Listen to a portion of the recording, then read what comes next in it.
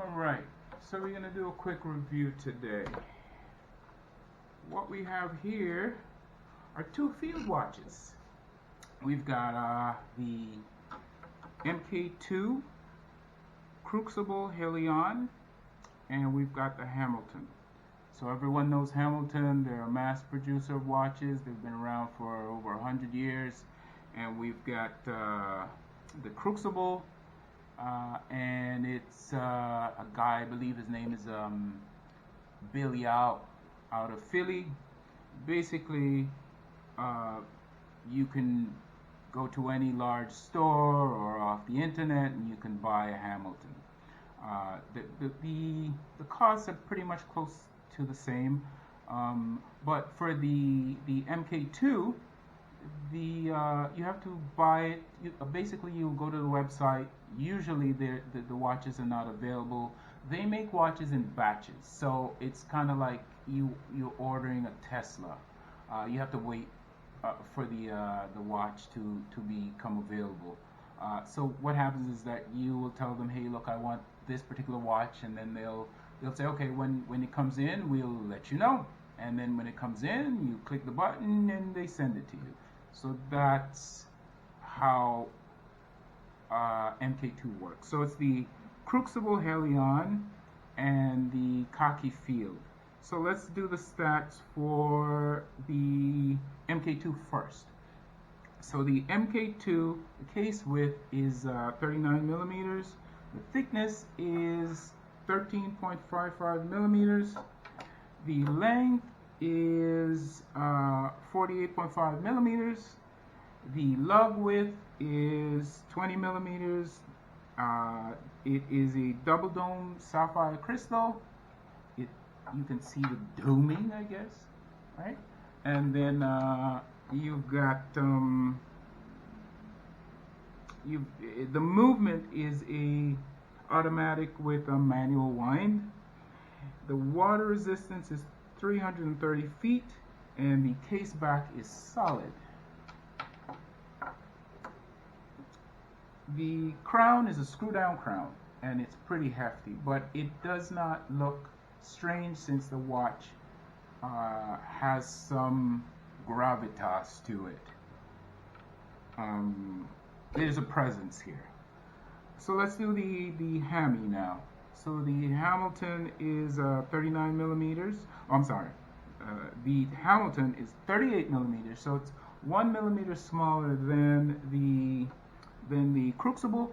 But the thing about this is that the Hamilton, even though it's smaller, the case is smaller. The area that you can see, or the ring that holds the crystal in, it is much thinner than the MK2. Also, the MK2, the angle of that ring is much more steeper than the Hamilton. So the face looks wider, even though this watch is bigger. Okay, so let's go on. So we've got a 38 millimeter. We've got 47 millimeters in length. We've got it's 11 millimeters thick. Both are 20 millimeter lug width. It's a sapphire crystal, and it's automatic self-winding. It is also 330 feet. So Hamilton says you can go swimming and things of that nature without any problems. Maybe diving might not be an option you would want to take, but I believe with the screw down crown, I believe you probably could go diving with this one. So the case back is an exhibition, so you can see right through. You can see all the inner workings, and yeah, it's not a screw down crown as the MK2 is. So let's get to the straps. So the strap comes for the Hamilton, and this is the case. It comes in a nice huge box for a tiny watch, and you've got your little manual and your book and everything here. While the MK2 comes with a suede strap, and it looks like a gun case. For the MK2, and I'll open this a little bit. So we've got the pedigree here. We've got all the papers, and if you notice, there are 3 slots here.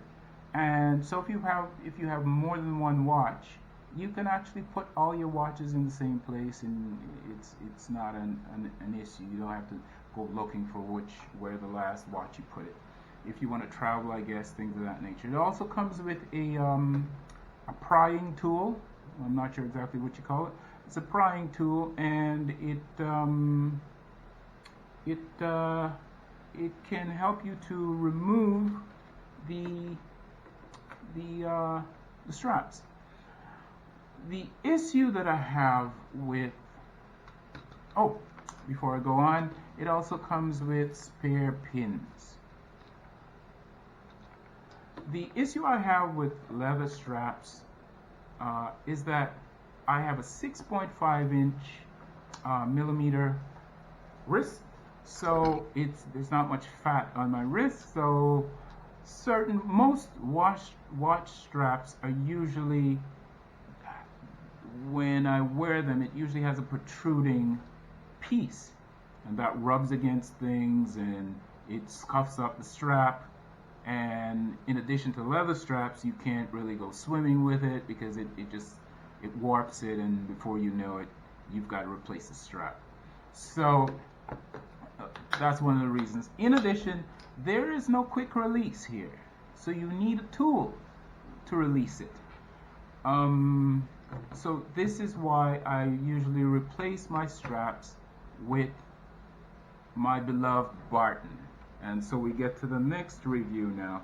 So the Barton watch company, I guess I became familiar with them maybe 2-3 years ago, and I've purchased a couple of straps from them. What Barton does is that I usually use silicone, but they have multitude of straps, different types of material. So they've got canvas, they've got sailcloth, and NATO, and obviously silicone in many different colors.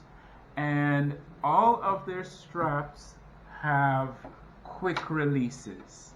So you don't need a tool. All you do is pop this out and you're good to go. You pop in a new strap and you're good to go.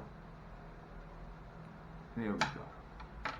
So the issue of the protruding piece of the strap when I'm wearing a strap, it's something that I really don't like, and this problem is solved by Barton.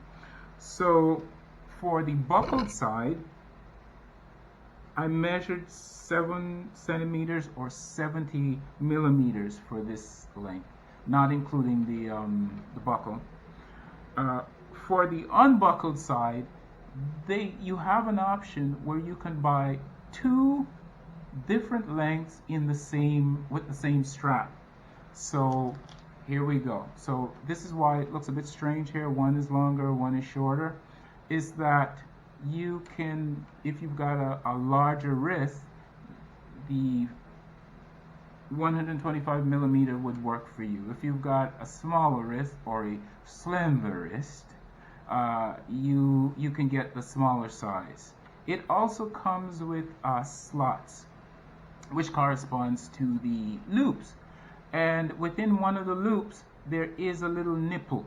And when you put the strap on, basically, that doesn't sound right, but when you put the watch on, if you have a little protruding edge, you can just hold it down on your wrist and it doesn't look so strange, and there's no chafing or rubbing, things of that nature. So basically that's the dual review that I have for you today. So it's 2 watches, the same style basically, and watch straps. And I'll put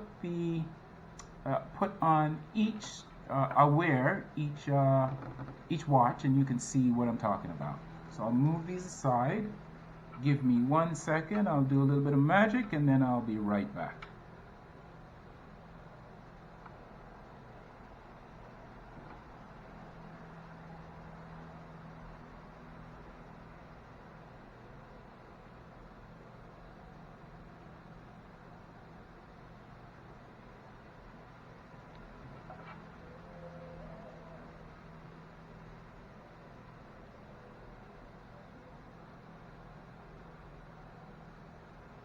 And abracadabra, here we go. Alright, so we've got both watches now. And for the watch with the shorter strap, look how simple and clean that looks. Now, for the longer strap, that looks weird as hell. And you can't really move around too tough with this. I don't really like it. So maybe if I'm diving, maybe it might make a difference. I can use a little bit more room, but as a regular, I don't really like the longest strap. So if you like this video, you can share, subscribe, and I guess press the like button. And until next time, I'll talk to you.